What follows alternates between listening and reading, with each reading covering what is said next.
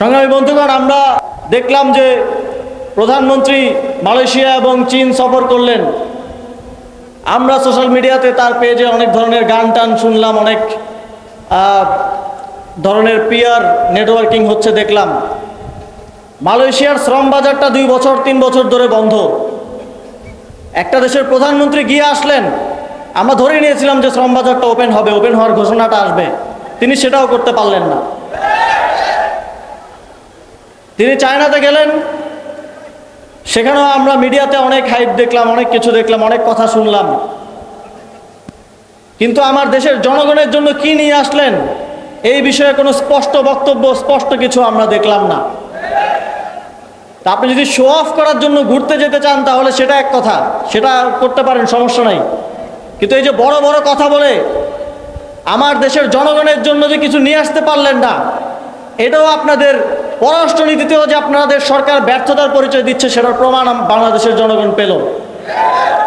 আওয়ামী লীগ অনেক অত্যাচার, অনিয়ম, অন্যায় করেছে। তাদের পতন শুধুমাত্র অত্যাচার, অন্যায়, অনিয়মের জন্য হয় নাই। তাদের পতন হয়েছে দুর্নীতি, দ্রব্যমূল্য বৃদ্ধি, দেশের অর্থনৈতিক খাতকে ডুবিয়ে দেওয়ার কারণে। এই সরকারকে আমরা দেখছি মাত্র 3-4 মাসেই আলহামদুলিল্লাহ তারা ওই একই পথে হাঁটা শুরু করে দিয়েছে। সভাপতি, প্রধান অতিথি, বিশেষ অতিথি এবং গণমাধ্যম কর্মীবৃন্দ এবং প্রিয় ময়মনসিংহবাসী, আসসালামু আলাইকুম। আপনারা সবাই কেমন আছেন? আমরা আজকে 11 দলীয় ঐক্য নির্বাচনের পর থেকেই গণভোটের গণরায় বাস্তবায়নের জন্য বিভিন্ন ধরনের কর্মসূচি পালন করে যাচ্ছি। তারই অংশ হিসেবে আজকে ময়মনসিংহের বিভাগীয় সমাবেশ। আপনারা এই গরমের মধ্যে কষ্ট করে এখানে সবাই জড়ো হয়েছেন। আমরা এদেশের জনগণের প্রতিনিধি হিসেবে যেই 70% মানুষ গণভোটে হ্যাঁ ভোট দিয়েছিলেন, সেই জনগণের প্রতিনিধি হিসেবে তাদের দাবি আদায়ের জন্য কষ্ট করে সবাই একত্রিত হয়েছেন। আমরা নির্বাচনের আগে দেখেছি আমাদের যিনি এখন প্রধানমন্ত্রী হয়েছেন, তিনি একটা নির্বাচনী সভায় অনুরোধ করে বলেছিলেন আপনারা সবাই গণভোটে হ্যাঁ ভোট দিবেন। কিন্তু নির্বাচনের পরে সেই গণভোটের রায় বাস্তবায়নের জন্য যেই সংবিধান সংস্কার পরিষদ হওয়ার কথা, সেই সংবিধান সংস্কার পরিষদের শপথ তারা নিলেন না। এবং নির্বাচনের পরে যেই গণভোটে হ্যাঁ ভোট দেওয়ার জন্য প্রধানমন্ত্রী অনুরোধ করেছিলেন, তা নিয়ে তিনি আর কোথাও কোনো মুখ খুললেন না। এই জাতির সাথে, এদেশের জনগণের সাথে প্রতারণার আশ্রয় নিয়ে দিনে দুপুরে প্রতারণা করে তারা সরকার চালিয়ে যাচ্ছেন। তারপরও বাংলাদেশ যেহেতু একটা দীর্ঘ সময় কঠিন পরিস্থিতির মধ্য দিয়ে যাচ্ছিল, 11 দলীয় জোট, সংসদে বিরোধী জোট একসাথে দেশের স্বার্থে কাজ করার কথা বলেছে, সরকারকে সহযোগিতা করার কথাও বলেছে।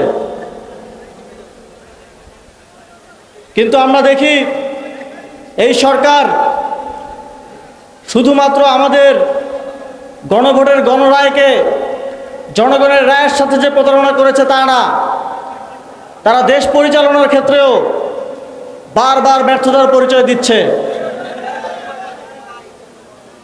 আমরা দেখছি বিগত 17 বছরের আওয়ামী শাসনামলে যেই গুম খুন ঘটেছে এবং সর্বশেষ জুলাই গণঅভ্যুত্থানে যেই গণহত্যা সংঘটিত হয়েছে, সেই গণহত্যার বিচারেও কোনো অগ্রগতি নাই। বরং আমরা কি দেখছি, আপনারা হয়তো দেখছেন আপনাদের এলাকায় যারা ফ্যাসিবাদের সাথে জড়িত ছিল, যারা হত্যাকাণ্ডের সাথে জড়িত ছিল, তাদের সাথে সমঝোতা করে সরকারি দল রাজনীতি করছে। আমরা দেখেছি এই দেশের জনগণের যে জীবন দেওয়ার কারণ গণতন্ত্র এবং এই রাষ্ট্রের একটা সংস্কারের মধ্য দিয়ে একটা সুন্দর বাংলাদেশ গড়ে তোলা, সেই সংস্কার তো সরকার করেই নাই, করছেই না। পাশাপাশি নির্বাচনের আজকে মাত্র 4-5 মাস হলো, এর মধ্যেই বিদ্যুতের দাম বাড়াবো না বলেও রেকর্ড পরিমাণে বিদ্যুতের দাম বাড়ানো হয়েছে। তেলের দাম বাড়াবো না বলেও রেকর্ড পরিমাণে তেলের দাম বাড়ানো হয়েছে। আগে আমার দেশের জনগণ, আমার দেশের মেহনতি মানুষ যেই বাজার 100 টাকা দিয়ে করত, সেই বাজার এখন 150 টাকা দিয়ে করতে হচ্ছে।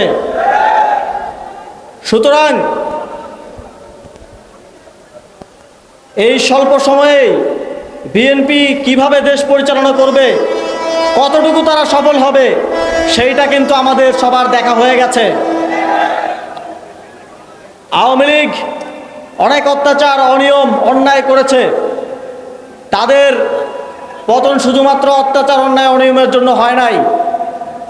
তাদের পতন হয়েছে দুর্নীতি, দ্রব্যমূল্য বৃদ্ধি, দেশের অর্থনৈতিক খাতকে ডুবিয়ে দেওয়ার কারণে। এই সরকারকে আমরা দেখছি মাত্র 3-4 মাসেই আলহামদুলিল্লাহ তারা ওই একই পথে হাঁটা শুরু করে দিয়েছে।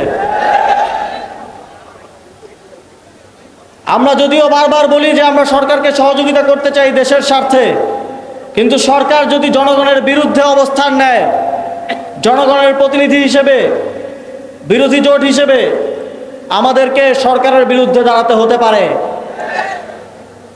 আমরা আশা করব তাদের শুভবুদ্ধির উদয় হবে, তারা জুলাই সনদ গণভোটের গণরায় বাস্তবায়ন করবে, তারা দেশ পরিচালনায় জনগণমুখী হয়ে দেশ পরিচালনা করবে। যদি তারা সেটা করে এবং সেই সদিচ্ছা তারা দেখায়, তাহলে আমরা সবাই মিলে তাদেরকে সহযোগিতা করতে রাজি আছি। কিন্তু যেই পথে তারা হাঁটছে, এই পথ বাংলাদেশকে কোনো ভালো দিকে নিয়ে যাবে না। সংগ্রামী বন্ধুগণ, আমরা দেখলাম যে প্রধানমন্ত্রী মালয়েশিয়া এবং চীন সফর করলেন। আমরা সোশ্যাল মিডিয়াতে তার পেজে অনেক ধরনের গান টান শুনলাম, অনেক ধরনের পিয়ার নেটওয়ার্কিং হচ্ছে দেখলাম। মালয়েশিয়ার শ্রম বাজারটা 2-3 বছর ধরে বন্ধ। একটা দেশের প্রধানমন্ত্রী গিয়ে আসলেন, আমরা ধরে নিয়েছিলাম যে শ্রম বাজারটা ওপেন হবে, ওপেন হওয়ার ঘোষণাটা আসবে, তিনি সেটাও করতে পারলেন না। তিনি চায়নাতে গেলেন, সেখানেও আমরা মিডিয়াতে অনেক হাইপ দেখলাম, অনেক কিছু দেখলাম, অনেক কথা শুনলাম, কিন্তু আমার দেশের জনগণের জন্য কি নিয়ে আসলেন এই বিষয়ে কোনো স্পষ্ট বক্তব্য, স্পষ্ট কিছু আমরা দেখলাম না। তা আপনি যদি শো অফ করার জন্য ঘুরতে যেতে চান তাহলে সেটা এক কথা, সেটা করতে পারেন, সমস্যা নাই। কিন্তু এই যে বড় বড় কথা বলে আমার দেশের জনগণের জন্য যে কিছু নিয়ে আসতে পারলেন না, এটাও আপনাদের পররাষ্ট্রনীতিতেও যে আপনাদের সরকার ব্যর্থতার পরিচয় দিচ্ছে, সেটার প্রমাণ বাংলাদেশের জনগণ পেল। সংগ্রামী বন্ধুগণ, আমাদের গণভোটের গণরায় বাস্তবায়নের, জুলাই সনদ বাস্তবায়নের জন্য আমাদের যে লড়াই, আমাদের এই লড়াই চলমান থাকবে এবং এই দেশের 70% জনগণ যেই হ্যাঁ ভোট দিয়েছে এবং শত শত হাজার হাজার জনগণ একটি সুন্দর বাংলাদেশের জন্য জীবন দিয়েছে, সেই সুন্দর বাংলাদেশ গড়ার লড়াই আমাদের পক্ষ থেকে জাতীয় নাগরিক পার্টি, আমাদের 11 দলীয় ঐক্য, আমরা সামনের দিনগুলোতেও চালিয়ে যাব এবং এই লড়াইতে ইনশাল্লাহ আপনাদেরকেও পাশে পাবো, এই প্রত্যাশা ব্যক্ত করে আমার বক্তব্য শেষ করছি। আসসালামু আলাইকুম। ইনকিলাব জিন্দাবাদ, এনসিপি জিন্দাবাদ, 11 দলীয় ঐক্য জিন্দাবাদ।